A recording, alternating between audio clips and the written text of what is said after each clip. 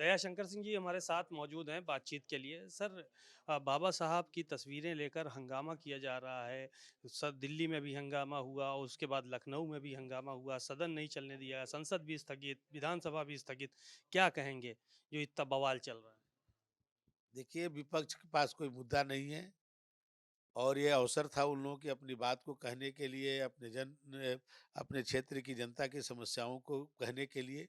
लेकिन उनके पास कोई मुद्दा नहीं है, तो जानबूझ करके वो किसी तरह से ये चाहते थे कि जो है चर्चा ना हो। कल महाकुंभ पर चर्चा होनी थी, उस पर उन लोगों की सिक्योरिटी थी।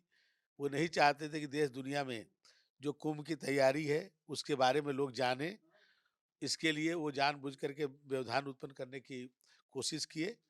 और आप ये जानते हैं कि बाबा साहब के स जो संविधान है, उसकी धज्जियाँ उड़ाने का काम कोई करता है तो समाजवादी पार्टी करती है। लखनऊ की धरती पर पुलिस उपाधीक्षक को घसीटते हुए समाजवादी पार्टी के कार्यकर्ता ले जाते थे, मीडिया के लोग ही उसको दिखाते थे।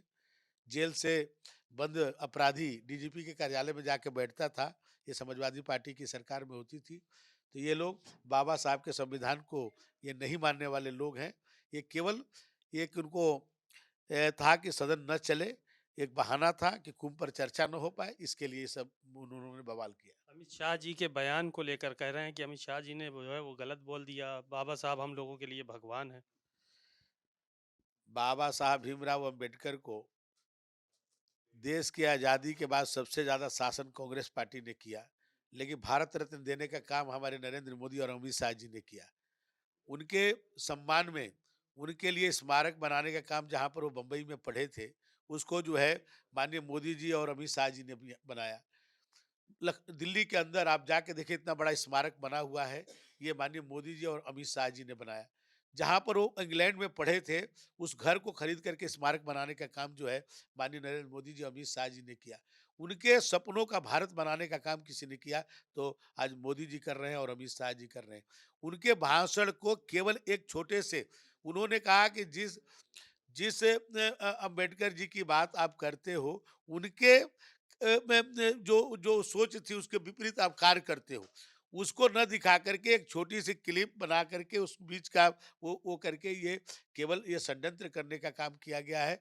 ये आपराधिक चरित्र है कांग्रेस का। और चुनाव के समय भी इस तरह के झूठ बोल करके कि संविधान बदल देंगे, मोदी जी 400 सीट पा जाएंगे तो आरक्षण बदल देंगे, इस तरह के झूठ बोल करके कुछ सफलता उन लोगों ने प्राप्त किया। बाद में जनता जान गई और उसके बाद आप देखिए मोदी जी के नेतृत्व में जो हरियाणा में हमारी प्रचंड बहुमत की जीत हुई, महाराष्ट्र में जीत हुई। इससे बौखला करके इस तरह के झूठ का ये फैलाने का काम करते हैं, ऐसे लोगों पर कार्रवाई होनी चाहिए। राहुल गांधी के ऊपर एफआईआर हो गई, आपके सांसद के साथ मारपीट का मामला था, उनका सर्वर फट गया, मारा कह रहे हैं, ज्यादा मार दिया। ये बौखला गए हैं लोग। ये अपनी हार से, ये हरियाणा की हार से, महाराष्ट्र की हार से, प्रदेश के और कोने-कोने में जो चुनाव हुए, उसमें हार से ये सब बौखला गए हैं, इसलिए इस तरह की हरकत कर रहे हैं। राहुल गांधी को जेल क्या जाना पड़ेगा सर? तो कानून का राज है। माननीय मोदी जी ने कानून का राज स्थापित किया है, जो भी कानून के दायरे में आएगा, उस पर कार्रवाई होगी।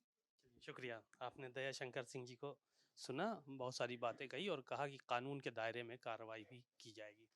कैमरामैन सौरभ झा के साथ सीमा अब नकवी, भारत समाचार, लखनऊ।